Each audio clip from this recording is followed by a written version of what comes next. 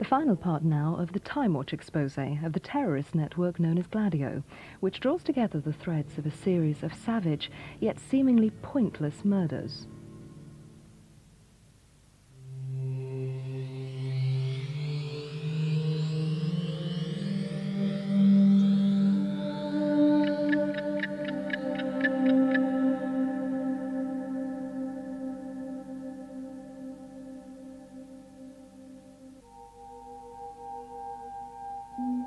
Years of innocence and peace in Belgium were shattered in the early 1980s. Citizens with no expectations of violence were murdered while shopping.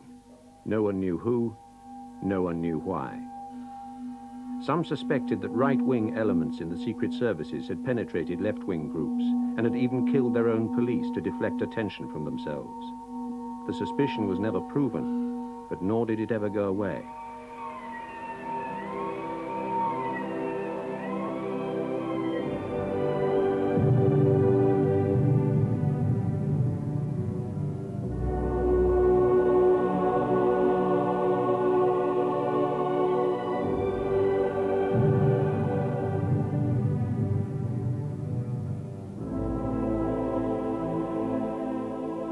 Top secret.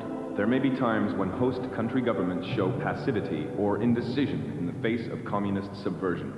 U.S. Army intelligence must have the means of launching special operations which will convince host country governments and public opinion of the reality of the insurgent danger.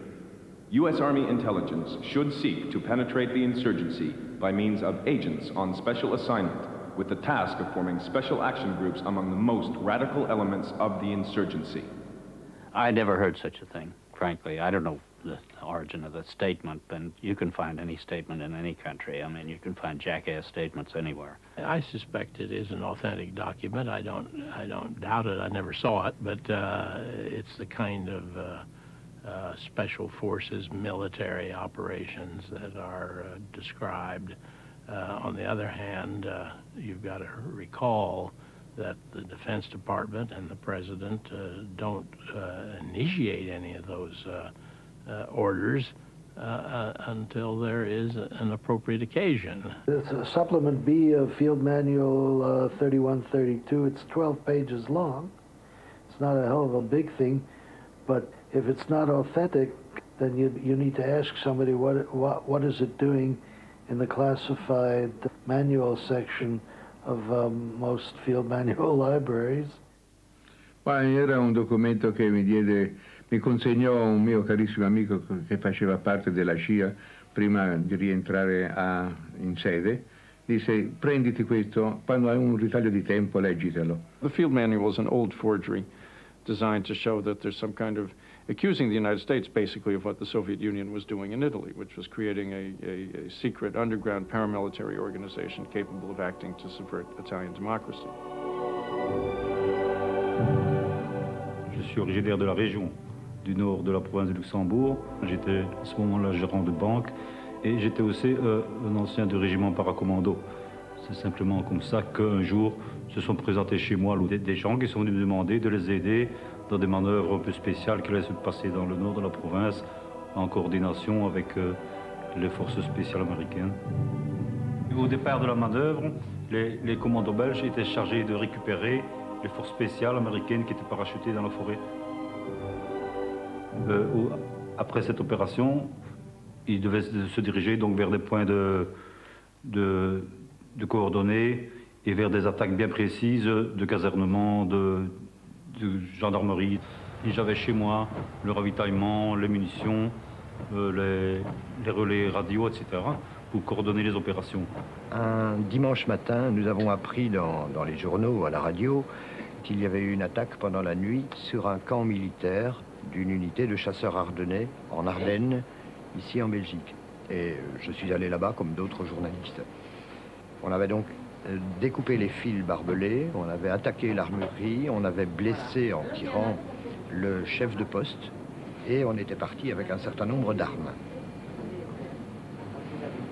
J'ai pu pénétrer dans le camp parce que je connaissais certaines personnes Et à l'intérieur du camp, je me suis aperçu qu'il y avait des militaires étrangers, notamment des Américains. Quelques jours avant, il y avait eu des bavures, c'est-à-dire que les Américains étaient trop motivés. Ce sont des gens quand même qui ont, dans la quarantaine, tous officiers, c'est comme des mecs solides. Et ces gens-là ont joué le jeu un peu trop fort. Ils ont attaqué une caserne de gendarmerie dans la région de Neuchâtel. Ils ont même balancé une grenade défensive près de, je crois, près de chez le procureur du roi, à Neuchâtel. Il y a une réaction du pouvoir civil en disant, et là, vos hommes, là, ils s'amusent un peu trop fort, on pousse un peu les choses trop loin. Donc c'est à ce moment-là que l'attaque de la caserne qui était programmée et que nous avions déjà été repérés 2-3 jours avant, a été annulée. Le jour de l'attaque, on nous a prévenu que ça ne se passerait pas, mais les Américains m'ont comme demandé de les conduire derrière la caserne, en stand-by, pour attaquer la caserne. Le lendemain, j'étais parti avec mon épouse ici du côté de Namur, et j'ai entendu à la radio que la caserne avait été attaquée à minuit. L'attaque de la caserne, pour moi, je ne peux pas dire comment ça s'est passé, puisque ce jour-là, à 8 h du soir, moi je suis parti. Je les ai prévenus, moi je ne reste pas pour les opérations. Et pendant des semaines et des mois, l'explication que les enquêteurs civils nous donnaient, c'était qu'il s'agissait probablement d'une attaque menée soit par des bandits de droit commun, soit par des terroristes.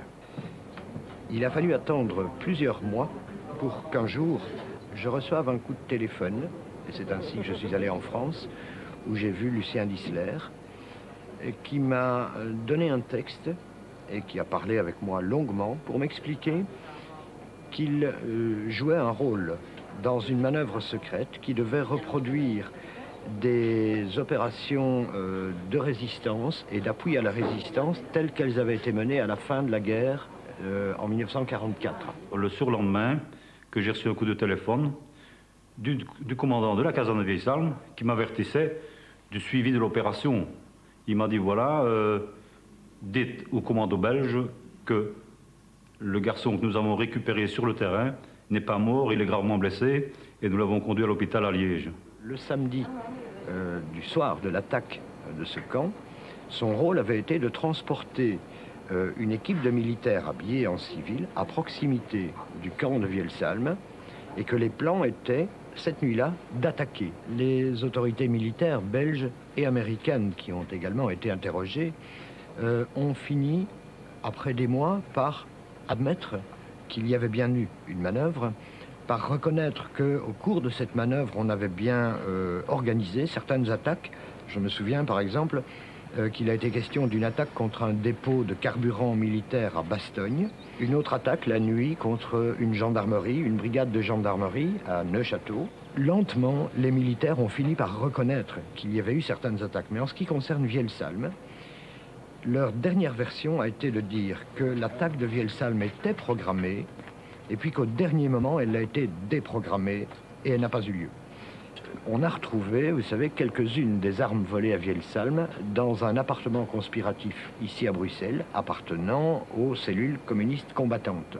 Mais les journalistes et les observateurs ont continué à se poser la question de savoir si c'était vraiment les terroristes qui avaient été à Vieille-Salme ou bien si peut-être on avait pu déposer les armes dans leur appartement pour faire croire que c'était eux. Allô, la nouvelle rédaction? Oui.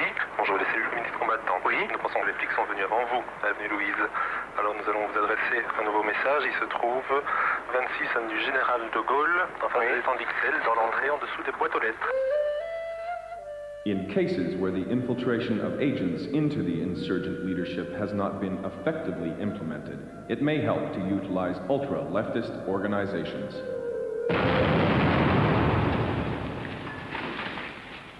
Il me paraissait très significatif que dans les années 80, s'était développé un terrorisme de type médiatique qui utilisait les médias pour provoquer un choc dans l'opinion et dans la classe politique. Alors ce terrorisme pouvait avoir deux origines, soit une terrorisme d'extrême gauche ou d'extrême droite, être le fait de gouvernements étrangers ou de services de renseignement et d'action étrangers, un terrorisme qui vise à déstabiliser la société démocratique. Vous savez, en Belgique, il y a un certain nombre d'affaires non élucidées où une bande, vraisemblablement, a perpétré de très nombreux meurtres au milieu des années 80. Et on ne sait toujours rien de cela. Et certains ont imaginé qu'il pouvait y avoir une volonté de déstabiliser le régime démocratique dans notre pays. En hij ziet een gemaskerde man uit een ding er van achter komen.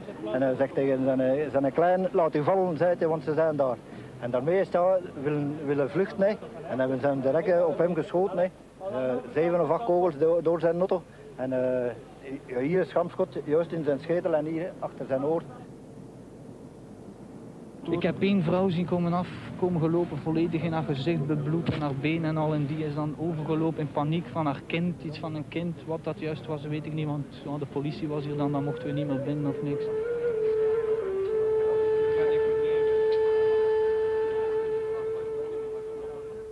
My name is Martial McCeux. I used to be with the Belgian Gendarmerie. I left Belgium in August '84 after precise death threat against my kids. In beginning of December 1983, I did go personally to the BSR, who were doing the investigation about the killing. I was surprised that no arrest had been made, and I knew that I did report myself what was going on, and we were expecting killing like that. Random killing, going to a supermarket and killing people, and even kids. I believe they killed about 30 people. So I told the gentleman I met, dear Elias, member of the Gendarmerie or the army are there involved in that. His answer was, shut up, you know, we know. Take care of your own business, get out of here.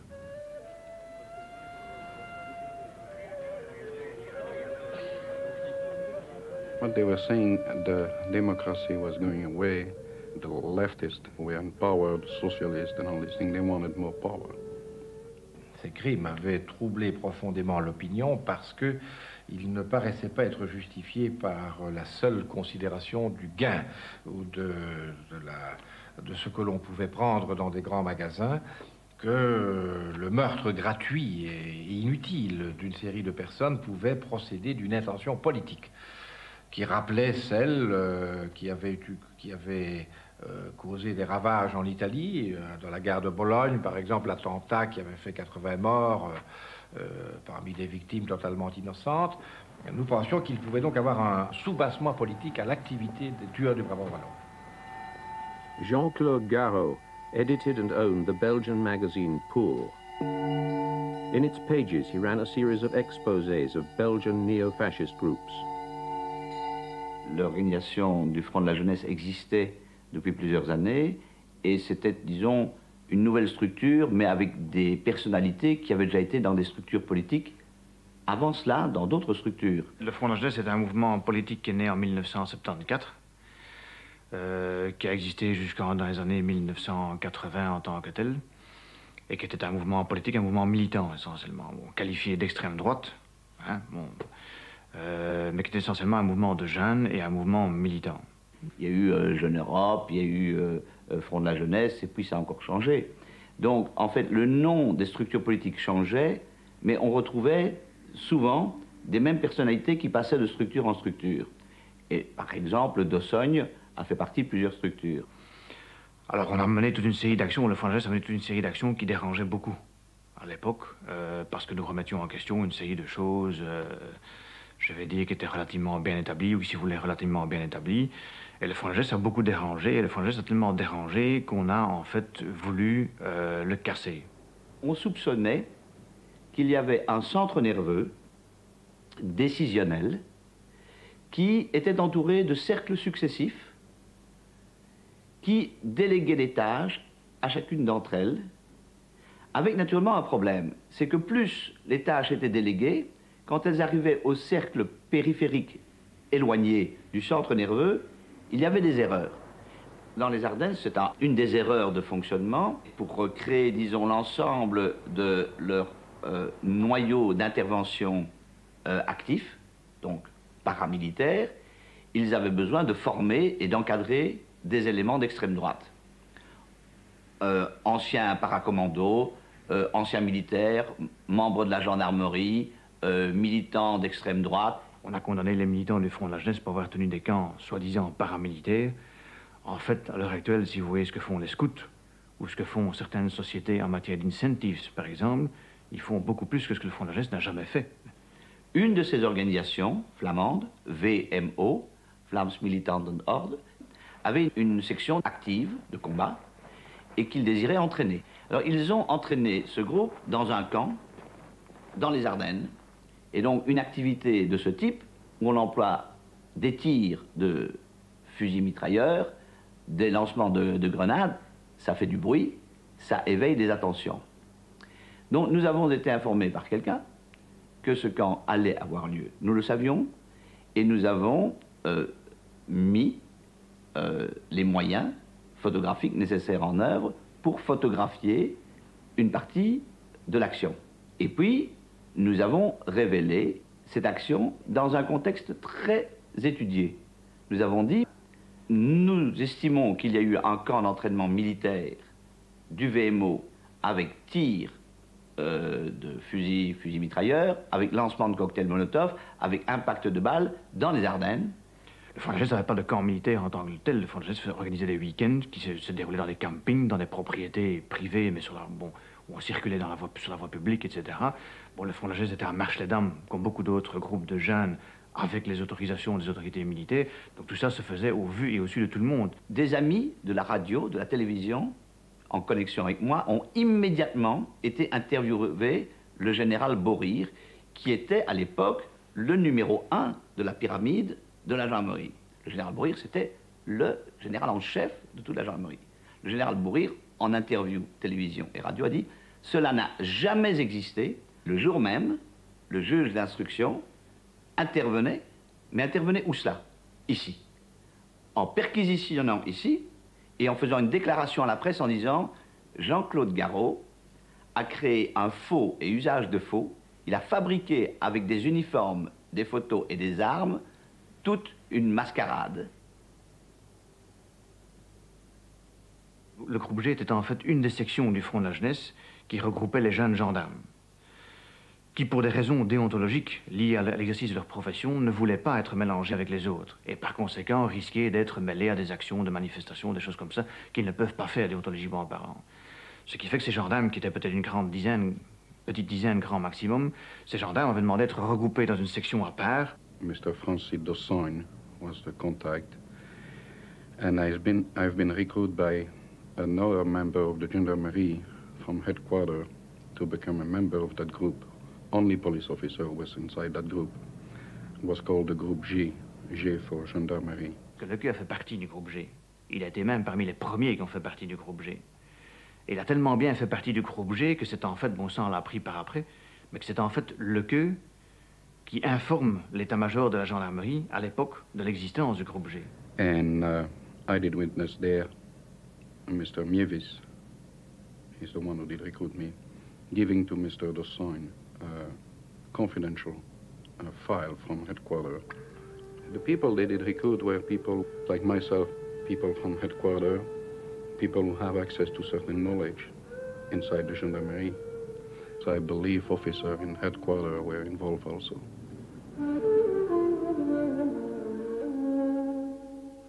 Paul Latinus a été découvert, alors qu'il était inconnu, lors d'une de mes interviews par hasard. Rapidement, j'ai mené une enquête. Et cette enquête m'a montré comment Paul Latinus avait été implanté dans le Front de la Jeunesse avec des missions bien particulières. D'apprendre au Front de la Jeunesse comment s'organiser dans des actions violentes. Attaque de café d'immigrés arabes, camp d'entraînement militaire, manière de se faire encadrer pour la surveillance. Alors la structure de Westland New Post, je rappelle aussi que c'est la structure identique pour tous les morceaux, pour tous les quartiers de la même tarte. C'est toujours le même principe. Vous avez un état-major au-dessus. Au-dessus de cet état-major, vous avez ces deux grandes directions qui apportent soit l'assistance économique, soit l'assistance de besoins d'autorité immédiate. Bon, ces gens-là, en haut, on ne les connaît pas. Ils ne sont connus que des personnes clés, des personnages clés. En Europe, en l'occurrence, il y avait 9 personnages clés. Un des 9 était Paul Latinus. Le Earth Anti-Communist League, eux ne peuvent pas agir dans une portion du monde, ni partout en même temps. Eux, pour faire quelque chose, ils le feront faire. Par qui? Par des compagnies amies faisant partie du même système. Vous avez l'Europe divisée en 8 avec un centre. Nous avions le groupe centre pour la Belgique, l'ouest de l'Allemagne, le nord de la France et pratiquement la majeure partie des Pays-Bas. Latinus avait été chargé de constituer et de structurer ce groupe comme une armée secrète, un peu sur le modèle de la SS. Il y avait un service secret, un service de sécurité à l'intérieur du groupe. Chaque membre du groupe portait un double nom, un nom de code, généralement des noms allemands. Chaque membre ne connaissait pas l'autre et on recrutait dans ce groupe par parrainage. Et celui qui était recruté ne connaissait pas les autres membres de l'équipe. On peut créer une branche action avec ceux qui sont les plus physiques. On peut créer une branche, je vais dire intellectuelle. Ce sont ceux qui vont gérer le renseignement. Donc de l'information, de l'action et de l'université. L'université, pourquoi? Parce qu'on a parfois besoin d'un scientifique, d'un laborantin pour un produit bien spécial, comme dans une brigade judiciaire, bon, il y a toujours le labo. Ce cheveu, à qui appartiendrait-il? Bon, on n'est pas allé jusqu'aux cheveux, mais des produits chimiques, une demande, à la limite, une demande d'explosifs, ça se fait vers la branche universitaire. Quelque chose de spécial, bien entendu, on ne vous parle pas d'un bâton de TNT, des produits beaucoup plus spéciaux. Je reprends contact avec Paul Latinus. Il me donne rendez-vous dans un restaurant de province et nous nous voyons pendant toute une nuit, au cours de laquelle il me raconte qu'il a été chargé par des autorités, il ne me dit pas lesquelles au début, de constituer depuis plusieurs années en Belgique un groupe secret de résistance pour lutter contre une certaine pénétration soviétique et contre la collaboration de certaines autorités belges avec les soviétiques. Des opérations commanditées, des opérations commandées. Paul Latinus, les recevant, doit, pour nous les faire faire, doit être certain d'une aide en cas de problème. Bon, on ne peut pas envoyer des jeunes, des moins jeunes, sur le terrain en disant que peut-être tantôt, dans 2 heures, dans 3 heures, ils se retrouvent avec une balle entre les 2 yeux. C'était les risques permanents. En cas de problème, ils se sont fait éventuellement prendre par une police communale. Pourquoi? Parce qu'il y a un contrôle d'identité. Bon, la police rentre comme un cheveu dans la soupe.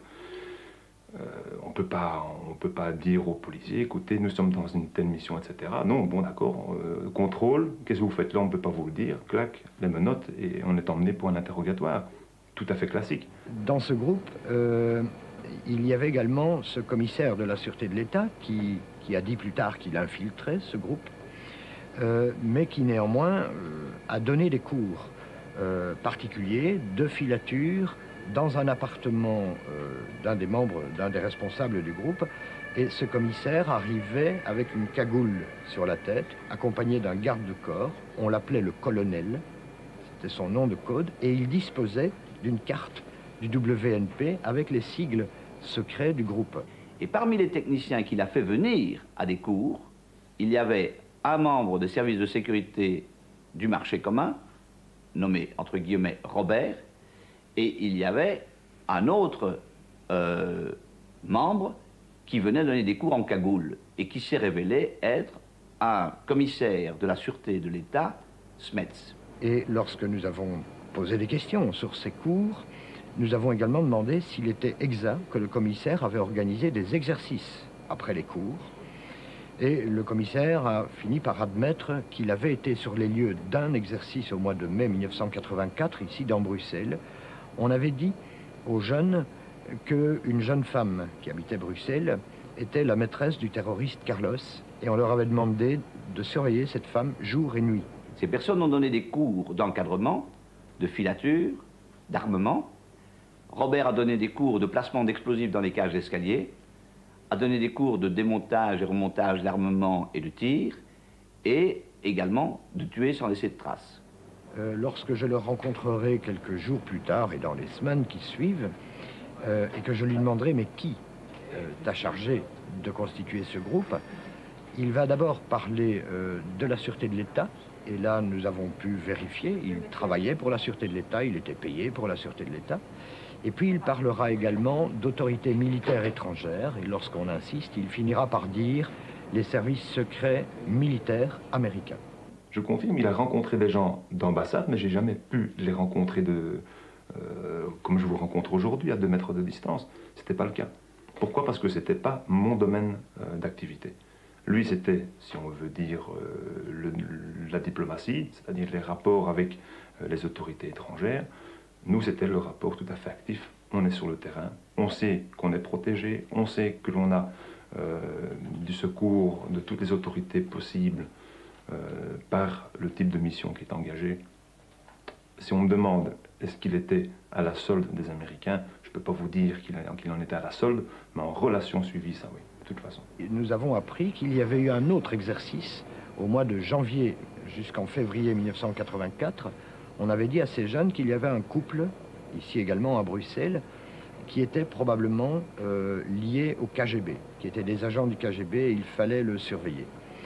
Et lorsque nous avons appris que ces exercices avaient eu lieu, nous nous sommes évidemment souvenus qu'en février 1982, on avait retrouvé ce couple égorgé et abattu de balles dans la tête. On reçoit des plans. Bon, par exemple, on va reprendre, supposons qu'on est en 82, de 82 à 85, il y a des projets. Vous en tant que monsieur Libert, vous ne connaissez rien du pourquoi. Vous ne connaissez rien du comment. Tout ce qu'on vous demande de faire, c'est avec vos effectifs, avec une couverture par la gendarmerie, une couverture par la sûreté ou quelque autre autorité. Vous avez un boulot déterminé à remplir. Question, reprenons les grands magasins. Question de savoir où se trouve-t-il, quels sont les types de fermeture, quel est le style d'inspection sur place qui va, oui ou non, pouvoir interférer dans les opérations. Donc s'il y a un inspecteur du magasin même présent pour fermer les portes, si c'est une compagnie extérieure comme un Securitas ou un Intergarde, on a reçu des ordres, on a exécuté, on a rentré nos avis, les heures d'ouverture, les heures de fermeture, tout ce que vous pouvez connaître sur un grand magasin, comment sont installés les rayons, etc. Savoir pourquoi et à quoi ça devait servir. C'est une parmi des centaines de missions qu'on vous demande, c'est une des choses que vous rentrez. Maintenant, l'usage, qui en fera? Ce que l'on en fera plus tard, ça c'est le grand point d'interrogation.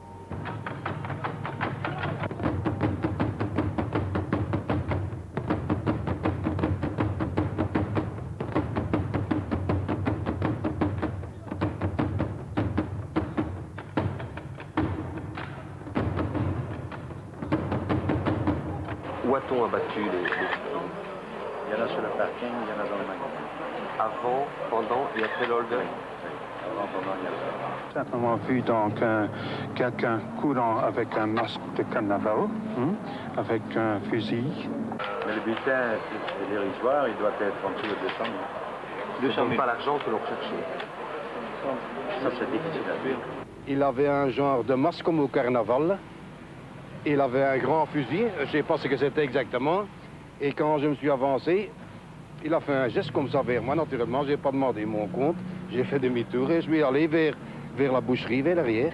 The guns they were using were coming from the far highway.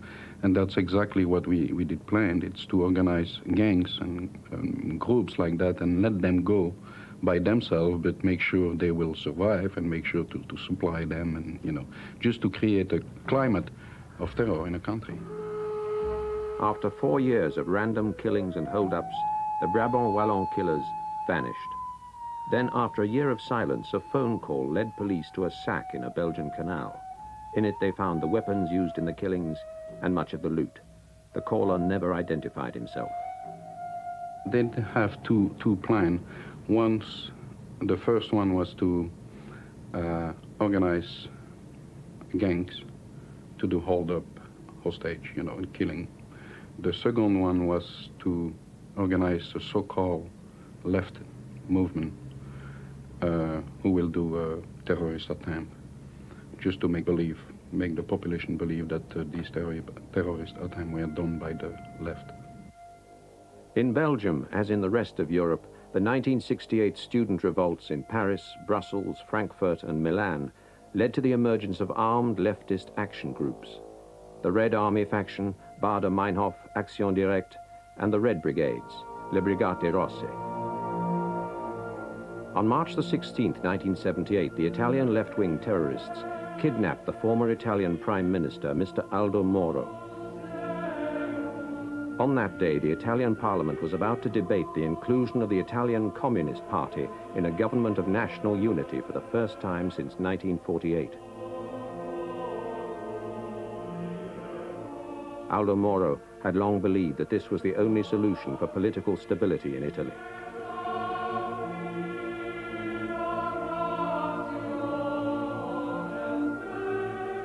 Brigata Rosso was penetrated. Baader-Meinhof was penetrated. Action Directe. Various of these left-wing terrorist organizations were penetrated and co-opted. Le Brigate Rosse sono state infiltrate con notevoli difficoltà, perché erano una struttura molto chiusa e direi anche efficiente, ma tuttavia ci sono state anche delle infiltrazioni notevoli che ci hanno portato a ottimi risultati. Federico Umberto D'Amato nasce come agente dei servizi di sicurezza della polizia, del Ministero dell'Interno, in epoca fascista, continua in epoca antifascista, forte della parentela col padre che è quest'ora, che è addetto alla commissione di epurazione dei poliziotti del 1945-46, prosegue nella sua attività sempre a contatto con tutti i servizi segreti. Si è fatto anche di più nel campo della sicurezza e da parte europea questa volta, soprattutto quando ci furono les événements francesi, e cioè la rivoluzione del 68. Si vide che c'era una grave minaccia di sovversione e di terrorismo in Europa. E allora io proposi la costituzione di un comitato permanente europeo, a cui aderì anche la Svizzera, che è sempre neutrale, ma volle aderire anche la Svizzera, tanto è vero che questo comitato si chiamò Club di Berna. È il fondatore del Club di Berna, perché su è l'idea di creare il Club di Berna, che poi si riunisce ogni anno e raduna tutti i servizi segreti europei e americani. La sua prima apparizione, evidente, provata, nella battaglia politica interna, risale al 1962, alla cosiddetta operazione manifesti cinese. In sintesi, si tratta di affidare a un gruppo di estrema destra d'avanguardia nazionale l'incarico di affiggere manifesti inneggianti a Mao, cioè è il tentativo di creare un'ultrasinistra molto più spinta del Partito Comunista. Questa operazione viene decisa a Berna, a una riunione dei servizi segreti europei, americani e cinesi. Il club esiste tuttora e riunisce i servizi di sicurezza europei. E aggiungerò che ogni volta che si riuniscono, siccome ne fui io il fondatore e il decano, mi mandano un saluto al padrino, che sono io. Le Brigate Rosse sono quindi conosciute, sono ampiamente infiltrate. Tutti gli aderenti alle Brigate Rosse erano conosciuti dalle forze di polizia, dai carabinieri, dai servizi di sicurezza. Io e altri compagni ci trasferimmo a Roma perché volevamo appunto fare un salto, noi dicevamo, politico e militare nell'iniziativa della nostra organizzazione. Dopo il sequestro di un magistrato, il nostro obiettivo era il sequestro di un uomo politico. Noi avevamo individuato appunto questa persona in Andreotti. Non arrivammo nemmeno a preparare un piano reale di sequestro perché io fui arrestato, io e Renato, e fummo arrestati tutti. Questo infiltrato nostro interno, così chi ha detto fratello Mitra, era ormai un anno che aveva contatti con noi, con la nostra organizzazione. Avrebbe avuto l'opportunità di infiltrarsi ancora di più all'interno dell'organizzazione nostra, perché dopo quell'appuntamento che lui aveva con Renato gli avrebbe fatto la proposta di dirigere la nostra scuola militare. Lui a questo punto avrebbe avuto l'opportunità di conoscere tutti i compagni clandestini dell'organizzazione. E la cosa che può colpire è che proprio quella volta hanno deciso di arrestare le persone. Franceschini and Renato Curcio, the founders of the Red Brigades, were in prison when Aldo Moro was kidnapped. Scores of reports, classified documents coming out of the Rome station which absolutely verified that, that the Red Brigades had been penetrated, that the planning staff of the Red Brigades was taking its orders from Santovita. General Santovita was then head of SISMI, the Italian Secret Service. Valerio Morucci, il brigatista che fu arrestato non molto tempo dopo l'uccisione dell'onorevole Aldo Moro, aveva un'agenda piena di documenti e piena di numeri di telefono e notazioni molto riservate. E tra questi quelli del generale Giovanni Romeo, che era capo dell'ufficio D del SID, cioè l'ufficio più importante, durante il sequestro di Aldo Moro. Vorrei ricordare che è stato proprio il generale Romeo che lo scorso anno in commissioni stragi ha parlato in maniera chiara della presenza di agenti dei servizi segreti all'interno delle Brigate Rosse. Non si sa esattamente se ancora sono stati individuati tutti quelli del comando che ha sparato, perché adesso nel Moro Quater ce ne sono 2 in più di quelli in precedenza. Si è detto che c'è stato anche un ufficiale dei servizi che era in zona.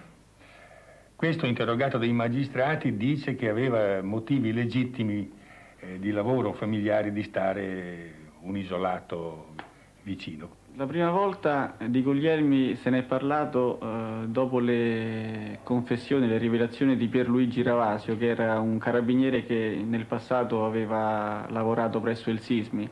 Ravasio, quando era agente dei servizi segreti, è stato addestrato a Capo Marraggio, cioè alla base di Gladio. Pierluigi Ravasio ha detto che nell'Università di Roma i servizi segreti avevano un informatore che gli avvertì con anticipo che quella mattina del 16 marzo del 1978 Aldo Moro sarebbe stato rapito. Disse ancora che il colonnello Guglielmi andò in via Fani ma non riuscì a far nulla per evitare il rapimento e comunque aveva assistito al sequestro dell'onorevole Aldo Moro. Ravasio disse anche che Guglielmi era morto. In realtà Guglielmi non era morto ed è stato interrogato dal giudice romano Luigi De Ficchi e ha parzialmente confermato la storia di Ravasio, dicendo che quella mattina lui era nei pressi di via Fani ma non aveva assistito al rapimento. C'è una cosa piuttosto singolare nelle dichiarazioni di Guglielmi per il fatto che lui ha detto di essere andato a casa dell'amico perché lo aveva invitato a pranzo, però questo sarebbe accaduto alle 9 del mattino, che per un invito a pranzo è un pochino presto. Lui era dell'ufficio sicurezza interna e sembra da alcuni documenti usciti recentemente che sia stato uno degli addestratori di Capo Marraggio, che era in passato la base di Gladio. Sia mio marito, quando era ancora vivo, sia altre persone mi hanno detto che con precisione aveva, forse da dopo il 75 in avanti, forse un pochino dopo il 75, ecco, non ne saprei precisare la cosa molto. Gli era stato detto che questo suo tentativo di voler portare tutte le forze politiche a collaborare a livello di governo per il bene del Paese era una cosa che non era apprezzata da certi gruppi, da certe persone, da certe correnti, e che quindi si guardasse da seguire questo suo pensiero e da, come dire, da insistere in questo suo progetto politico, perché avrebbe pagato cara questa sua cocciutaggine. La mia reazione, non solo la mia, ma un po' di tutti noi, è stata di grande stupore. Cioè stupore perché, innanzitutto perché per chi era Moro e cosa significava Moro. Cioè io non pensavo mai che i compagni fuori avessero la forza e la capacità di portare a termine un sequestro militarmente così complesso come era quello di Moro, che era il presidente della Democrazia Cristiana in quel momento. Quello che ci aveva colpito e meravigliato, credo tutti quanti, era quella che poi fu chiamata la geometrica potenza delle Brigate Rosse, perché noi ci ricordavamo un'organizzazione così fatta da ragazzotti, da ragazzi anche con poca esperienza militare, che nel giro di pochissimi anni era in grado di compiere, invece era stata capace invece di compiere un'azione militarmente complessa e difficile come il sequestro di Moro con l'uccisione della scorta nel centro di Roma. 49 dei 92 proiettili che furono ritrovati in via Fani erano ricoperti da una particolare vernice a lunga conservazione ed erano senza la data di fabbricazione. La prima perizia parlò di proiettili in uso a forze armate non convenzionali. Pronto? E chi parla? Indipendentemente dal fatto che lei abbia il telefono sotto controllo, dovrebbe portare un'ultima ambasciata alla famiglia. Ma io voglio sapere chi parla. Brigate Rosse, lei deve comunicare alla famiglia che troveranno il corpo dell'onorevole Aldo Moro in via Caetani. Va bene?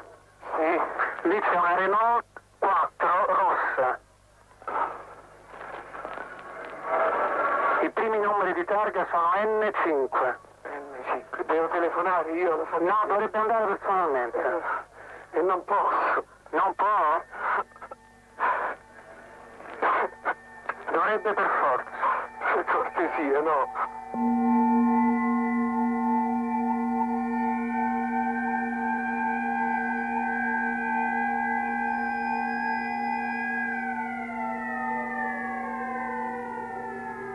I cannot accept the disgraceful and ungrateful decision taken by the Christian Democratic Party. I will not absolve, nor will I exonerate anyone of their responsibility. No political or moral reason impels me to do so. My own cry joins that of my family, themselves wounded to death, and I hope that their cry will be heard independently. I don't believe the Christian Democratic Party has solved their problems by liquidating Moro. Because of this clear incompatibility, I request that at my funeral there be no one present representing the Italian state and no one from the political party. I ask to be accompanied by the few people who have really wished me well, those therefore that are worthy of accompanying me with their prayers and with their love. Kind regards, Aldo Moro. Nella Democrazia Cristiana la morte di Aldo Moro pesa ancora. E pesa la scelta che io ho fatto e che mi ha fatto diventare i capelli bianchi di praticamente sacrificare Moro per salvare la Repubblica. Nella tipografia delle Brigate Rosse, che fu scoperta immediatamente dopo l'uccisione di Aldo Moro, che era in via Pio Foà a Roma, fu trovata una stampatrice che proveniva dai servizi segreti, in particolare dal RUS, Raggruppamento Unità Speciali, che era il settore dei servizi segreti che si occupava del reclutamento dei gladiatori. By the time that Moro's body was discovered, the Italians had worked themselves into such a frenzy and such a terror about the Red Brigades that I think if the Red Brigades had appreciated just how frightened the Italian government was at that point, that they might actually have accomplished something. I mean, accomplished something political. The goal of terrorism, after all, is to terrorize. They had succeeded in terrorizing. They had terrorized the political class of Italy. Quando io parlo di ideale, io parlo oggi di un ideale di verità. Non è più un ideale ideologico. Io sono giunto alla conclusione, non da oggi, che il fascismo è stata un'esperienza storica che è definitivamente tramontata, che è stata artefattamente mantenuta in vita. Quindi diciamo un ideale di verità rivolto non soltanto al passato ma anche al presente e al futuro. Questo ideale di verità esclude che io possa pentirmi di ciò che ho fatto, perché ciò che ho fatto, giusto o sbagliato che possa essere giudicato, l'ho fatto credendo profondamente e continuo a credere. E non posso quindi dissociarmi da questo passato. In cambio di cosa? Io voglio la verità che lo Stato nega. Posso mai concepire di dissociarmi per accettare dallo Stato quei benefici che concede a chi abiura e a chi riconosce un torto che non ha. Perché qui ci sono state migliaia di ingannati, che sono stati dapprima ingannati, poi incarcerati e molti uccisi. Personalmente vorrei sapere anche perché mi sto facendo 17 anni di carcere. Cioè, cosa veramente, chi veramente può aver usato la mia vita? Cioè, mentre io credevo di muovermi in una certa direzione, forse c'era qualcuno, senza che io me ne rendessi conto, che mi faceva procedere in un'altra direzione. Io vorrei saperlo. Questi pupazzi, questi che i francesi chiamano automat, e che noi chiamiamo automi, da automatos, cioè movimento automatico, e sono appunto questo tentativo di dar vita a un movimento, di dar vita a una vita che non esiste, ma che tuttavia appare nella sua immobilità e nel suo movimento, come lei vedrà, deliziosa. Qui ci troviamo con un automa che in fondo riassume un po' il nostro argomento. Direi che questo è l'automa della politica, questo è il giocoliere, le jongleur.